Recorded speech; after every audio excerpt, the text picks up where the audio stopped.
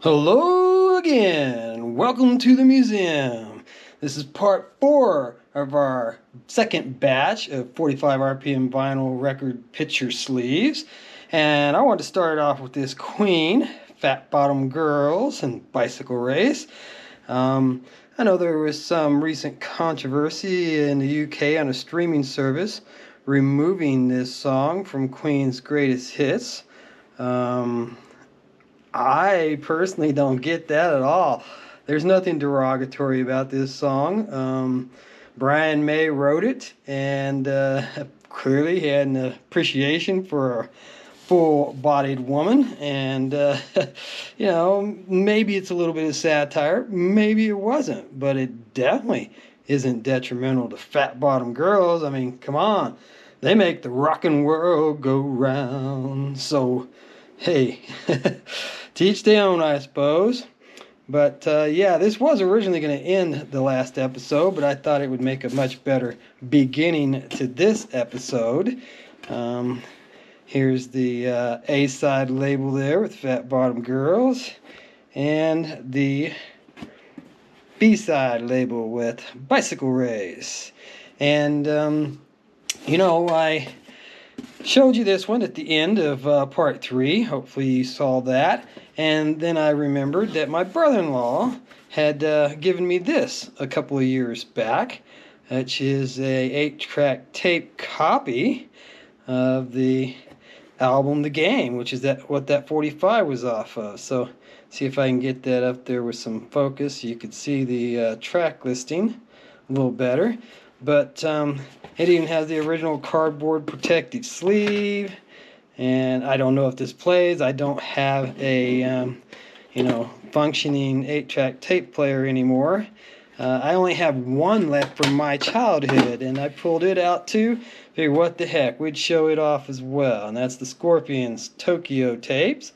And that's the last surviving one from my original 8-track tape collection. And the only reason why I ended up still having it was because of the...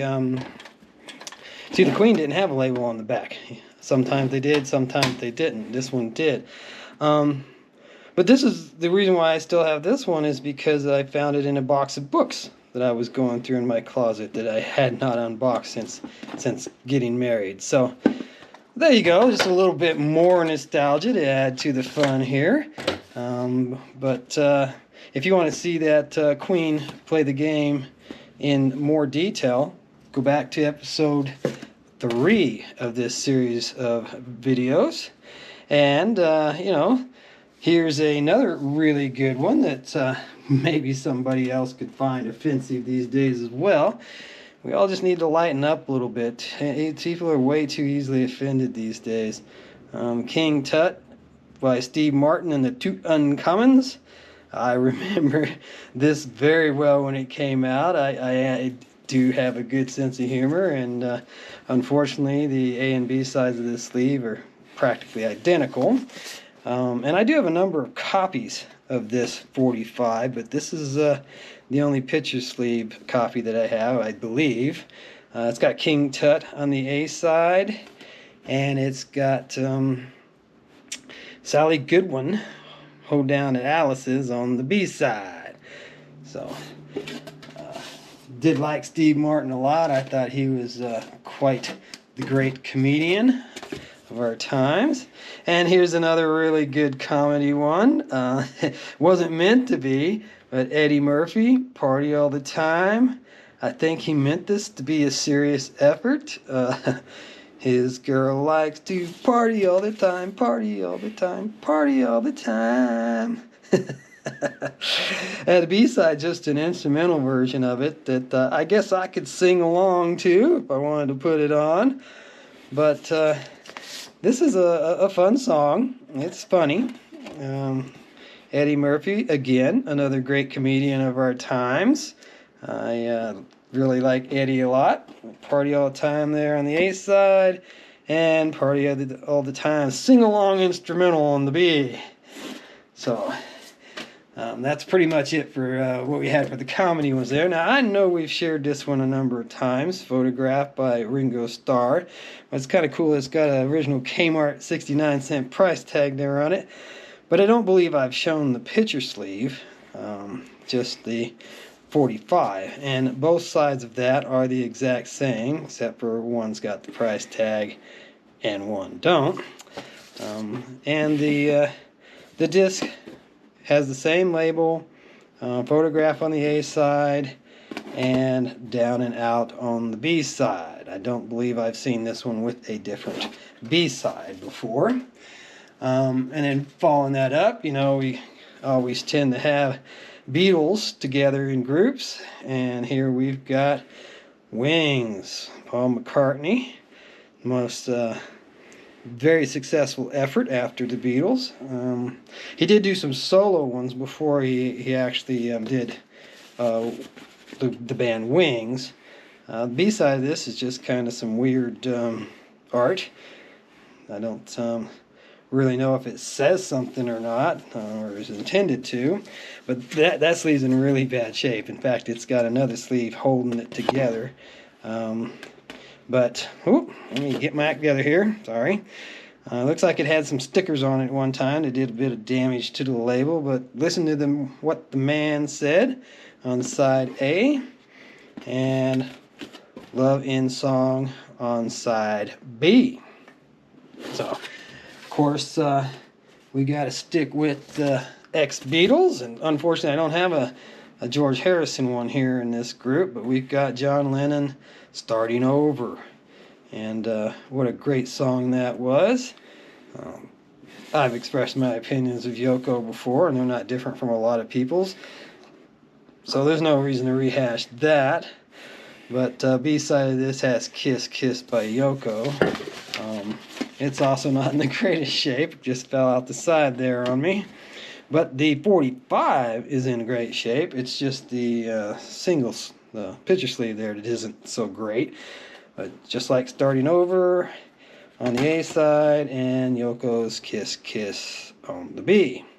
And I know she has her fans. You know, more power to you. We all like what we like, and nothing wrong with that. That's what makes this rockin' world go round. And here's a really good Buddy Holly. This was a Record Store Day reissue. Peggy Sue and That'll Be the Day. And supposedly these are unheard versions or in a long time. It's got some details about it on a... let me get to the inside here. We'll show you the whole sleeve. I'm getting just a little bit ahead of myself. And it's promotional use only, not for sale. I'm not exactly sure what this came with or how you got it. But I do know that it's got this note here in it that explains about the history of the recordings and what they are.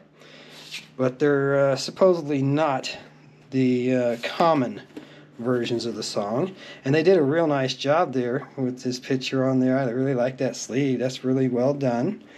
Peggy Sue, and then That'll Be the Day. So basically a double A side, but they've got an A and B side noted here. So I'm really happy to have that in the collection. That's pretty cool. And then next up, we've got The Who doing You Better, You Better, You Bet. Yeah, that's a good later Who song. B-side, not so much tremendously different, but it's kind of neat how if you really look at it, it's the picture frame, it's the back of a picture frame showing, like... the back. So that was kind of cool. That was kind of unique that they put some thought into that there. And the A side there, You Better You Bet, and you can probably see all the dust. Picture sleeves tend to get pretty dusty too for some odd reason. You'd think they'd be less dusty, but they actually seem to be a little bit more.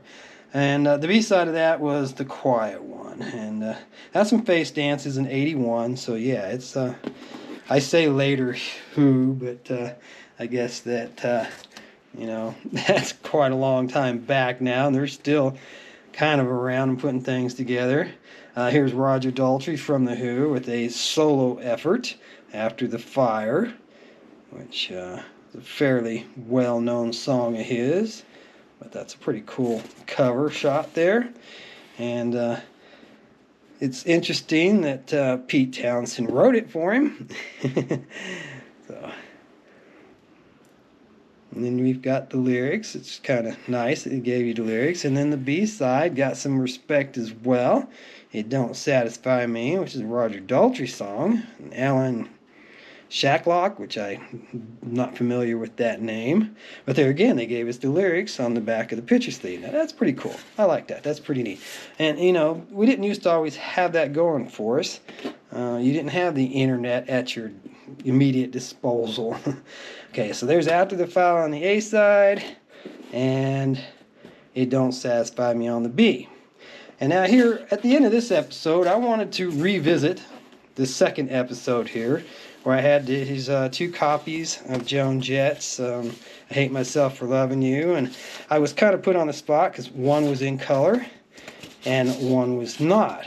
But I didn't notice, because like I said, I was kind of on the spot. I wasn't expecting them to be different. I didn't even intend to pull the segment out and show it, just the sleeve.